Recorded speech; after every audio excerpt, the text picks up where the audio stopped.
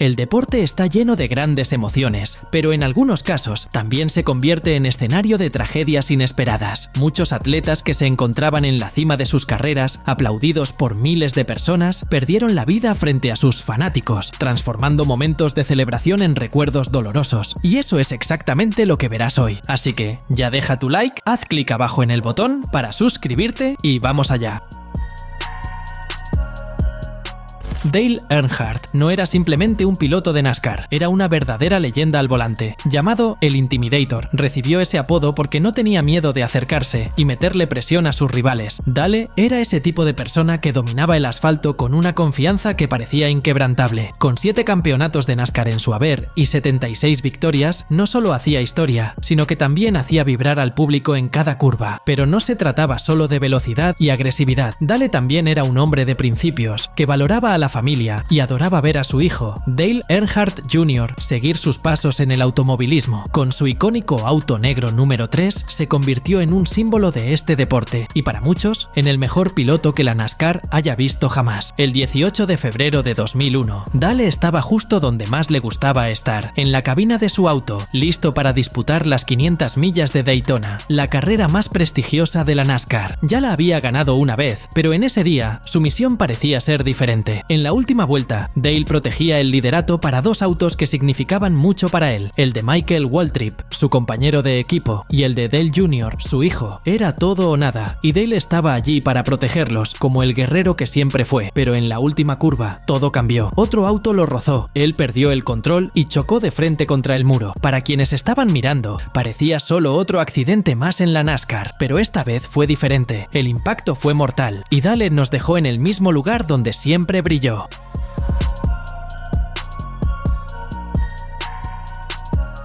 La muerte de Dale Earnhardt fue un golpe inmenso. El mundo del automovilismo perdió a uno de sus íconos más grandes. Incluso después de tanto tiempo, Dale sigue siendo recordado no solo por lo que logró, sino por lo que representaba: coraje, talento y amor por las pistas. Adam Johnson era un talentoso jugador de hockey sobre hielo, nacido en Minnesota, en los Estados Unidos, en 1994. Comenzó su trayectoria en las ligas universitarias, destacándose por su dedicación y habilidad. En 2017, Adam dio un gran paso al iniciar su carrera profesional con los Pittsburgh Penguins en la NHL. Aun sin haber sido elegido en el draft, su determinación lo llevó a disputar 13 partidos en la liga de hockey más importante del mundo entre las temporadas de 2018 y 2020. Posteriormente, continuó su camino deportivo en Europa, con pasos por Suecia, Alemania y, más recientemente, en el Reino Unido, donde jugaba para los Nottingham Panthers. El 28 de octubre de 2023, Adam fue víctima de un accidente trágico durante un partido de la Elite Ice Hockey League en el Reino Unido, contra el Sheffield Steelers. En una jugada desafortunada, la cuchilla del patín de un jugador rival, Matthew Petgrave, cortó el cuello de Adam, causándole una herida fatal. Pese a los intentos inmediatos por socorrerlo, Adam no resistió sus lesiones y falleció a los 29 años. El episodio dejó a todos en la arena consternados y generó una ola de conmoción en el mundo deportivo.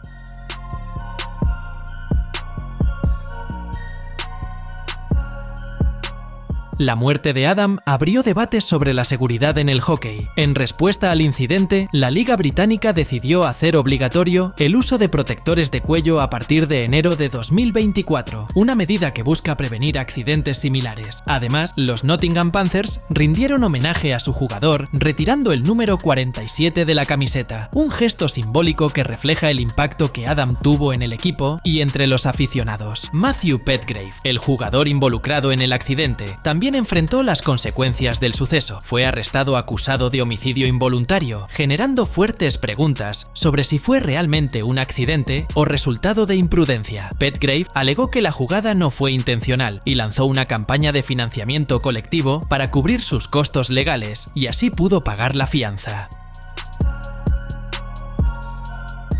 Ayrton Senna es, sin duda, uno de los nombres más grandes del automovilismo mundial. Originario de Brasil, se destacó no solo por su habilidad impresionante al volante, sino también por su personalidad fuerte y carisma. A lo largo de su carrera, Senna conquistó 3 títulos mundiales de Fórmula 1 en 1988, 1990 y 1991, y se hizo famoso por su increíble capacidad de pilotar en condiciones extremas, como en pistas mojadas. Senna fue un verdadero ejemplo de superación. No obstante, el 1 de mayo de 1994, la historia de Senna tomó un giro trágico e inesperado. El Gran Premio de San Marino, en Imola, estaba destinado a ser una carrera importante, pero pronto se convertiría en uno de los fines de semana más oscuros de la Fórmula 1. Durante ese fin de semana de carreras, la pista ya había demostrado lo peligrosa que era. El día anterior, el piloto austríaco Roland Ratzenberger perdió la vida tras un accidente fatal en la sesión de clasificación. Senna, ya afectado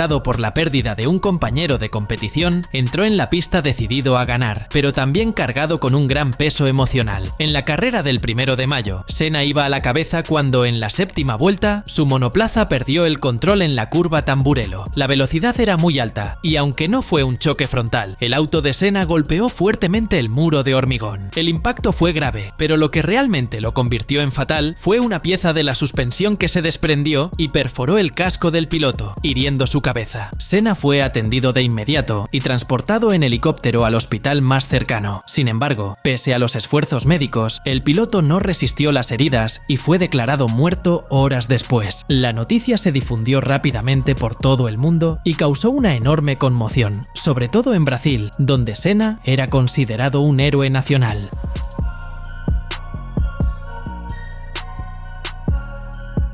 El accidente de Senna no solo representó una gran pérdida para el deporte, sino también un punto de inflexión en la seguridad de la Fórmula 1. Su tragedia, sumada a la muerte de Ratzenberger, condujo a cambios significativos en las normas de seguridad, tanto en las pistas como en los automóviles. Se implementaron nuevas tecnologías y medidas para que no volvieran a perderse más vidas de manera tan trágica. Curiosamente, Senna pensaba homenajear a Roland Ratzenberger si ganaba la carrera. Había colocado una bandera de Austria en su monoplaza como un gesto simbólico de respeto al colega fallecido. Tristemente, esa victoria nunca llegó. Owen Hart fue una de las grandes figuras de la lucha libre, proveniente de una familia con amplia tradición en este deporte. Hermano de Bret Hart, una de las leyendas más grandes de la lucha, Owen construyó su propio camino dentro de la WWF, hoy WWE. En lugar de seguir los pasos de su hermano, prefirió destacar por sí mismo, ganando reconocimiento por su habilidad en el ring y por su personalidad única. En 1999, Owen se encontraba en la cima de su carrera, pero también enfrentaba algunas dificultades, sobre todo después de desacuerdos con la dirección de la WWF. Para intentar impulsar su imagen, se le asignó el personaje Blue Blazer, una figura algo ridícula, que hacía al público reír más que impresionarse por sus movimientos. La idea era que hiciera entradas dramáticas al ring, y una de ellas consistía en descender desde una altura de 7 pisos, algo que terminó en tragedia. Durante el evento Over the Edge, mientras el programa estaba en una pausa comercial, Owen subió a una estructura alta, pero debido a un error en el equipo, cayó al ring, golpeando violentamente. El incidente ocurrió en vivo ante los fanáticos y el impacto fue tan brutal que muchos no creían lo que estaban viendo.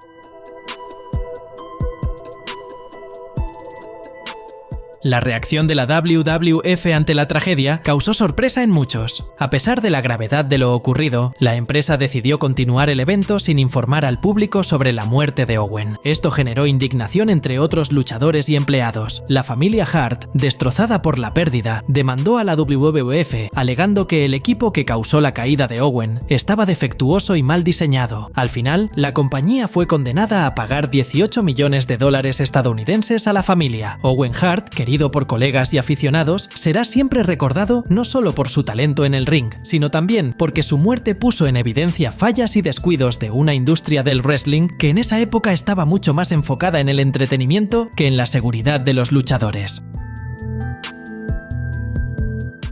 Marc-Vivien Foé fue uno de los futbolistas más talentosos de Camerún, conocido por su desempeño en el mediocampo y pieza clave en la selección de su país. Pasó por clubes como Lyon y Manchester City y se encontraba en gran forma durante la Copa Confederaciones de 2003. Foé también fue uno de los jugadores más destacados en la conquista de Camerún en la Copa Africana de Naciones y en la Copa Mundial de 2002. Durante una semifinal de la Copa Confederaciones de 2003 entre Camerún y Colombia, el jugador se desvaneció en pleno campo y lamentablemente no sobrevivió. Foé sufrió un paro cardíaco causado por una afección poco común llamada miocardiopatía hipertrófica, que puede resultar mortal al realizar actividad física intensa. El impacto fue tan fuerte que incluso después de la victoria de Camerún, la noticia de su fallecimiento sorprendió a todos. Tras el encuentro, la tristeza invadió los vestuarios. El capitán del equipo entró gritando que Foé había muerto, dejando a todos los jugadores desconsolados. Pese al dolor, el equipo decidió seguir adelante y jugó la final contra Francia como homenaje a su compañero. En ese partido, la tristeza era evidente, pero el grupo aprovechó la memoria de Foé para impulsarse. Francia ganó, pero el recuerdo de Foé fue lo que más marcó aquel duelo y aquel torneo. En honor a él, clubes como Manchester City y Lyon retiraron los números que Foé usaba en sus camisetas. La FIFA también tomó medidas importantes, creando programas de emergencia para prevenir problemas cardíacos en el fútbol y financiando investigaciones médicas sobre enfermedades que afectan a los jugadores.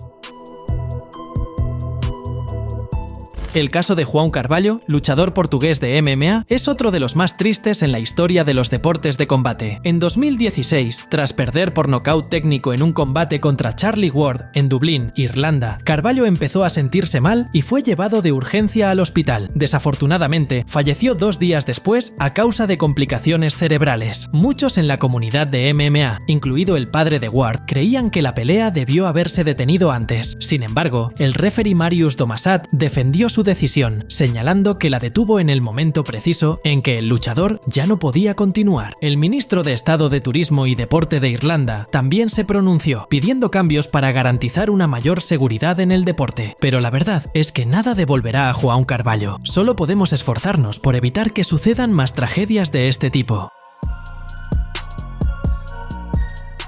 Wouter Weiland era un ciclista belga con gran pasión por la velocidad. Nacido en Gante el 27 de septiembre de 1984, se destacó rápidamente en las competiciones, integrando equipos de renombre como Omega Pharma y Trek Factory Racing. Weiland consiguió victorias importantes, como en la tercera etapa del Giro de Italia de 2010 y en la 17ª etapa de la Vuelta a España de 2008, mostrando su potencial como uno de los grandes del ciclismo. A pesar de su ascenso prometedor, su carrera y su vida terminaron de forma trágica durante el Giro de Italia de 2011. El accidente ocurrió el 9 de mayo, durante la tercera etapa de la competición, mientras los ciclistas descendían el Paso del Boco, un tramo montañoso con curvas cerradas y altas exigencias técnicas. Weiland rodaba cuesta abajo a más de 80 km por hora cuando, según testigos, miró hacia atrás, quizá para ver la posición de los rivales, y perdió el control de la bicicleta. Salió despedido contra un muro de hormigón al borde de la carretera, sufriendo una caída violenta. La escena fue desgarradora. El impacto le provocó múltiples fracturas y una lesión grave en el cráneo, además de una hemorragia severa. El equipo médico llegó rápidamente e intentó reanimarlo en el lugar, pero las lesiones eran fatales. Wouter Weiland fue declarado muerto antes de llegar al hospital. El impacto sacudió a los demás ciclistas, organizadores y aficionados, marcando ese día como uno de los más tristes en la historia del Giro. Al día siguiente, en un gesto de respeto, los ciclistas decidieron convertir la etapa en un homenaje. Todos completaron el recorrido en silencio, pedaleando uno al lado del otro para rendirle un último tributo a su memoria. Scott Kalita fue un piloto estadounidense de drag racing, reconocido por sus éxitos en las categorías Funny Car y Top Fuel de la NHRA. Hijo de Connie Kalita, piloto y jefe de equipo veterano, Scott comenzó su carrera en 1982 y pronto destacó al ganar 2 campeonatos de Top Fuel en 1994 y 1995. Con 18 victorias en Top Fuel y una en Funny Car, se convirtió en una figura respetada y en uno de los pocos pilotos que han triunfado en ambas divisiones de la NHRA. Su destreza y pasión por las carreras lo volvieron una pieza importante de la categoría. El 21 de junio de 2008, la carrera de Kalita terminó de forma trágica durante la ronda de clasificación del Lucas Oil NHRA Super Nationals en el Old Bridge Township Raceway Park, en Nueva Jersey. Su auto Funny Car viajaba a alrededor de 480 km por hora cuando el motor explotó en llamas cerca de la línea de meta. El vehículo no logró desacelerar como debía debido a los daños causados por la explosión.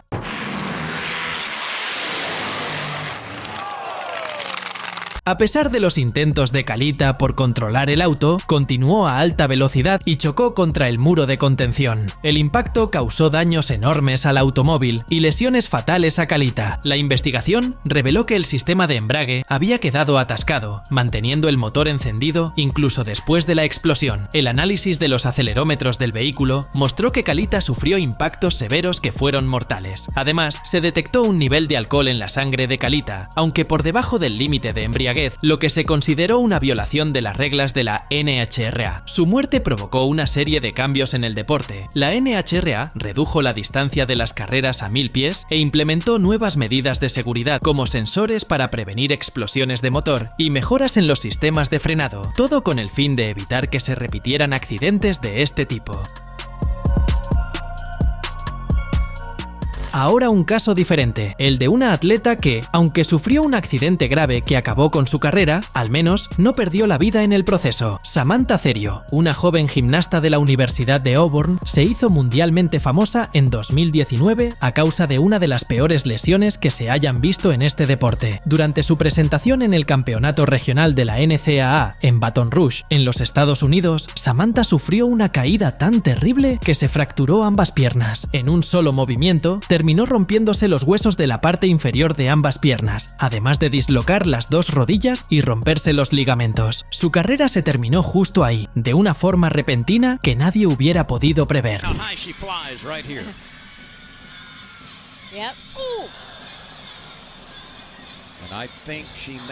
Después del accidente, la gimnasta anunció su retiro y se dedicó por completo a su recuperación, motivada por un objetivo: poder caminar el día de su boda. Sorprendentemente, apenas 3 meses después, Samantha cumplió ese sueño y se casó con Trey Wood. Hoy, lejos de las competencias, Samantha Cerio se ha convertido en un ejemplo de superación. Tras concluir sus estudios de ingeniería, empezó a trabajar como ingeniera de análisis estructural en Boeing, demostrando que sus talentos iban mucho más allá de sus capacidades atléticas. Menos mal que, cuando le ocurrió ese accidente tan terrible, no se rindió. Al contrario, luchó con valentía y logró reinventarse, siguiendo una vida plena y llena de felicidad. Antonio Puerta fue un talentoso jugador del Sevilla Fútbol Club, donde comenzó su carrera en las categorías juveniles. En la temporada 2005-06 destacó como lateral izquierdo al marcar un gol decisivo contra el Schalke 04, que llevó al Sevilla a su primera final de la Copa de la UEFA, la cual ganarían frente al Middlesbrough. Al año siguiente, fue fundamental en la victoria de la Copa de la UEFA de 2006-07, anotando el gol de penal de la victoria contra el RCD Español. Su rendimiento llamó la atención de clubes como Arsenal, Manchester United y Real Madrid, y también le valió la convocatoria para la selección española. Lamentablemente, la carrera de Antonio Puerta se vio interrumpida de manera trágica. El 25 de agosto de 2007, durante un partido contra el Getafe, se desmayó en el campo tras sufrir un paro cardíaco. Aún después de levantarse y dirigirse al vestuario con ayuda de sus compañeros, Puerta sufrió más paros cardíacos y fue trasladado al hospital. Allí padeció varias paradas adicionales que ocasionaron daños irreversibles en su cerebro.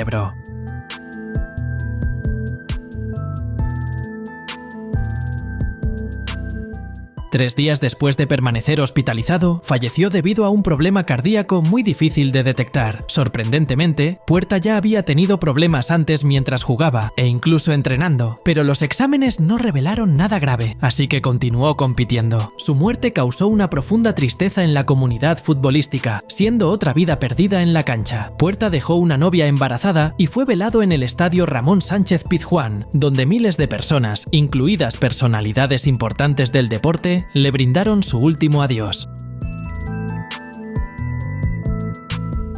Frank Crippen fue un talentoso nadador estadounidense, conocido por sus victorias en pruebas de aguas abiertas. Nacido en 1984, era una gran promesa olímpica, con una carrera repleta de logros. Lamentablemente, su sueño se vio truncado en 2010, cuando falleció durante una prueba de 10 kilómetros en el Campeonato Mundial de Natación en aguas abiertas, en los Emiratos Árabes Unidos. El 23 de octubre de 2010, Fran participaba en una competencia difícil, en condiciones climáticas extremas.